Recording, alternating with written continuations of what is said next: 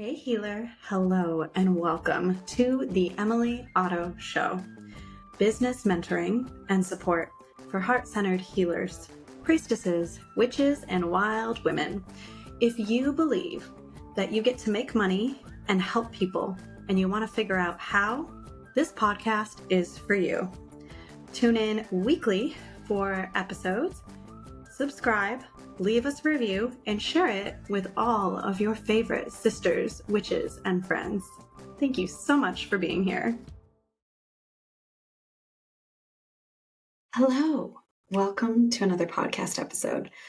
Whew, it has been a hell of a summer, y'all, and I deeply apologize for the large spaces between podcast episodes. Please look forward to weekly episodes from here on out, at least through the end of the year. And I am doing a 30-day live challenge on TikTok, Instagram, Facebook. So if you've been wanting to get to know me a bit more, curious, you've got questions, you want to know what it is exactly that I do with healers, witches, and priestesses, tune in because this is probably for you. It's been a summer of surrender. And I only landed on that phrasing this morning. I feel like every time I try to get up, the universe kicks me back down and says, no. Lay down a little longer. Stay there a little longer. You're not ready yet. You're not baked. You're not fully cooked. You're not ready. We're not ready. And so I am trying my best to lay down a little longer and not try to rush the process that is actually me turning into goo inside of the cocoon and emerging a butterfly. So crazy thing, we actually found a monarch caterpillar right before we left for Burning Man, and Cedar really wanted, my 6-year-old, Cedar really wanted to raise it and watch it turn into a butterfly. So we put it in a jar with some milkweed leaves, and we kept an eye on it. And sure enough, the night we prepped to leave for Burning Man, we had all these beautiful friends and family here gathering and celebrating us and leaving. That very night, the caterpillar went into a chrysalis. After hanging in a J, it's called a J hang, if you didn't know this about monarchs and caterpillars turning into butterflies. And I kept watching and waiting for something to happen. And then within the span of an hour, all of a sudden, I checked the caterpillar and it was a chrysalis. Like, what? What is even happening? And it's the first time I've ever seen the process. And it was so interesting to watch it wait and wait and wait, and then all of a sudden be a chrysalis. And I thought for sure it was going to hatch by the time we came back. We were gone in the desert for 10, 12 days. Calling it a desert is a little too generous. It's a barren wasteland of dust, surrounded by mountains and sky. Desert is not really what it is. So the day we came back from Burning Man, the butterfly emerged. What? This ridiculous magic, ridiculous timing, and I love it so fucking much. I love it. I love that that happened and that we got to see it. It was incredible. I've got some pictures on my personal Facebook profile. Feel free to friend me. Hi, my name's Emily Otto. I am a healer for healers. I'm a business mentor for healers, witches, and priestesses. Let's connect. And Burning Man this year was a hell of a ride. It was a big trip. It was a personal burn. It was an individual experience and a loving experience with my husband. It was also super fucking challenging with my husband. It's probably no secret based on my emails or podcasts. We've been going through a rough time. He was officially diagnosed with ADHD and some other diagnoses potentially this summer. And it's been a wild ride trying to figure out our stuff and our interactions together, and also the things that his brain is doing and his reactions and responses as well. So we're thoroughly supported. We've got incredible family and friends. We have an amazing polyamory and kink-focused, trauma-informed couples therapist, individual therapist, a psychiatrist, very well supported. Like, we've got this, and it's still really, really hard. And the hard doesn't go away just because we go on vacation. We started the summer in May by being in Greece and having an incredible experience there with a leadership retreat that I was on for my business. And then another week in Santorini, exploring the food, the people, the culture, the land. The hikes we went on were just fabulous. And we ended the summer adventure by going to Burning Man. And it's the first time I've been for Build Week. I usually go in on a Friday or a Saturday, but I volunteer for the Burning Man organization for the placement team.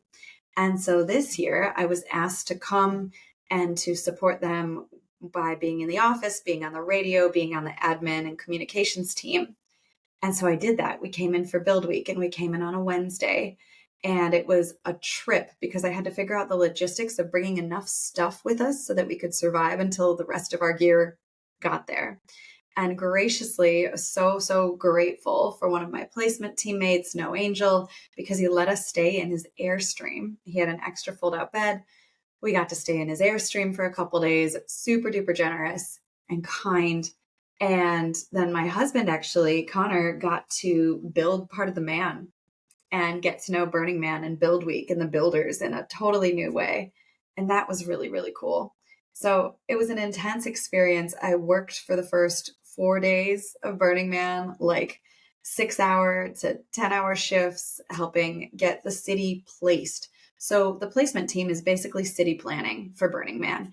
And we spend the year taking the submitted theme camps and helping people bring their stuff and their art and their experiences to the playa, figure out where they're being located, how big their plot is, how to do fire safety lanes, how to figure out the fuel containment, if they have questions about early access passes, all sorts of things, tons of communications, tons of organization.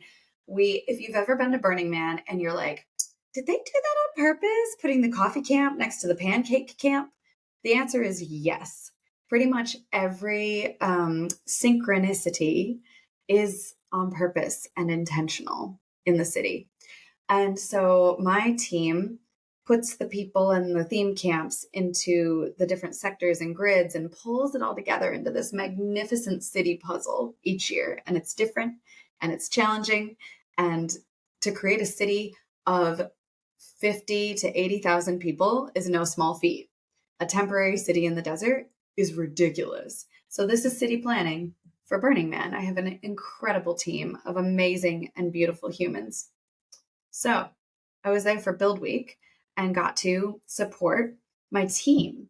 So basically, when you get to Burning Man, if you're part of a theme camp, you're coming in on Gate Road. It's like an hour and a half to 2 hours from Reno. And then you leave the pavement and you're in the dust. And they pulse traffic, which means you take a group of cars and you go forward and you stop. And so when you get to the gate and you get to greeters that say, hi, welcome to Burning Man. If you're a virgin, do a dust angel, ring the bell, welcome home, here we go. And they ask if you're with a theme camp. And if you are, then you get placed by placement if you're the first ones there.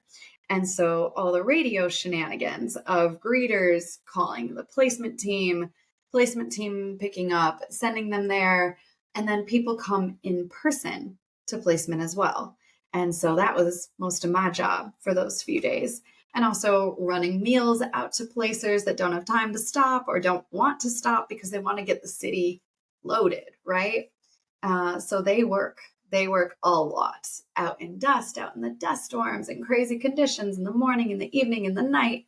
Most of the time in the early week, the placement team was placing from like 9 a.m. to 9 p.m. or midnight. It's intense and it's beautiful. And it was such a pleasure to get to support the city in this high level way. I'm so honored to be able to volunteer for the Burning Man organization and be part of the placement team. It's really rad. And then only after that did I feel like I could start arriving at Burning Man itself. So I didn't arrive and start going to Burning Man as a festival, as a thing, until probably Saturday or Sunday of that week. And we had to build our camp at the Pretty Pickle Camp. Come see us for daily ice cold baby dill pickles. We'll be doing the same thing next year and every year, noon to 3 o'clock. We're usually in the 7:30 sector. This year we were at 7:30 and F. If you've seen the Burning Man, there's a little, like a crescent moon planning of the city, and the streets are numbers on a clock going around, but also letters of the alphabet. Esplanade is the most inner circle, and then it goes from A to K. And so we're usually in the 730 sector. This year we were at 730 and F, and our neighbors were so fun. We were across the street from the Contraptionist, which is one of the first camps that I fell in love with at my first burn in 2014. Also, this was the 10-year anniversary of me going to Burning Man. 10 years. This was my 7th burn. I took off when I was pregnant or when the babies were newborns. I have a 3 and a 6-year-old, Rowan and Cedar. But I love Burning Man so much, and I never want to miss it. So this was my 7th burn, 10-year anniversary, and with the Pretty Pickle Camp. We were across the street from the Contraptionists. They make snow cones, but they're bicycle-powered snow cones. And I will never forget going in 2014 and coming into this shade structure and being like, what's happening? Snow cones, but there's a bicycle? And so they made these pedal-powered ice machines where you bike and it takes a big block of ice and it shaves it. So freaking cool and lovely. And they've revamped their situation over time. They added electrolyte sprinkles and no sugar syrups. And it was just incredible. And so they not only had snow cones, but they also had French fries, you guys. Fresh fried French fries at Burning Man is one of the best things because the fat makes your brain feel so much better in the heat, in the dust. And so pretty much every day, once they started creating fries, I had an afternoon meal of French fries and mayonnaise and sriracha. So freaking good. Because Burning Man is made of food and love and intimacy and all these beautiful small moments. Small, I'm talking small, and big moments. Like one morning I went out to a sunrise set at Mayan Warrior in Robot Heart. It's not usually the thing I get up for because it's hard to pedal a bicycle out that far. And then it's a lot to be surrounded by people. I mean, I'm talking thousands of people. It was a Diplo set with another DJ. It was incredible. And so there's big, big moments, but there's small moments in that. I was out there searching for this beautiful man that I had spent time with earlier in the week, and I couldn't find him. And it was a quest and it was a lesson for me in terms of enjoying the process and not the outcome, the expectation, or the goal. I didn't find him that morning, and that was okay, right? I could have let it be terrible. I could have been angry, upset, frustrated, stressed, and instead I chose to have a beautiful time and to party with strangers. And I actually ran into another beautiful human on the placement team, Night Owl, while we were out there. And I got to just enjoy the process, the chase, the hunt, the quest. And could I just sink into that? And I ended up in tears drinking champagne from a stranger by the end as the music was fading out. And then I drove my bike to the temple in the dust and had a beautiful moment of experience in remembering this incredible connection that I get to have here back at home with a beautiful friend and thinking about him and his heart and our connection. And I just sat there on my bike in the dust watching the temple and snapped a quick picture and sent him a message that sent days later because there's barely any service at Burning Man. And it was an intimate moment of self and recognition and love and sweetness and dropping expectation and just being where I'm at. And that's really the lesson of Burning Man and the lesson of this summer of surrender of, can I be fully present to the moment and to what's in front of me? Can I enjoy the journey and the process and stop looking so damn hard for the outcome or the expectation or the specific experience that I thought I was going to have or wanted? And there's this universal juxtaposition of, can I enjoy the longing, the desire, the want, the chase, the hunt, and not have an expectation? Drop the expectation, enjoy the process. Chase the goal, chase the dream, go after what I want, but detach, release, surrender to the moment and to what it actually looks like. Because I am not in control. I am not driving the ship. And life gets to be so much better if we can actually release, if we can actually let go, if we can actually co-create an experience instead of trying so damn hard to control it. And this is true in life. This is true in relationships. And this is true in your soul-driven business. How do we chase and quest and create and drop the expectation, drop the goal, drop the control and wanting it to look a certain way? Because life actually gets to be so much better when it's a co-created experience. Burning Man could not exist at this level. The things that people bring, the heart, the huge art, the people who built a concept called the Folly brought this incredible pirate ship broken up into pieces, so detailed, with a freaking Nessie monster, a Naga. It was huge, and it was incredible, and the scale and the detail. And I'm standing on top of the pirate ship, and I'm at the captain's wheel, and this beautiful woman comes up in full gear, part of Death Guild, High Mist Connection, if you're out there. Incredible woman, and she looks at me and she says, "Looking good, Captain." And she stands with me at the helm, and I'm in tears at the beauty of what's being created, and she hugs me. And then she reaches into her bag and said, "Would you like a sip of port?" And she pulls out a bottle of port and shares it with me and my husband. And it's those moments, and it's the co-creation and the collective experience that we can't predict, but we can create the magic, we can create the container, we can create the possibility and enable it to happen, to exist, to amplify, to create connection and magic and love. I get to, you get to, and we get to do this together.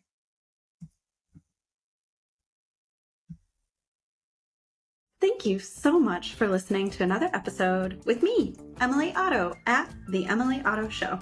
If you're looking for more support, chances are I've got something for you. Go to my website at emily-otto.com and check out the freebies section for my blog, my free Facebook group, more podcast episodes, and the latest and greatest free offer from me.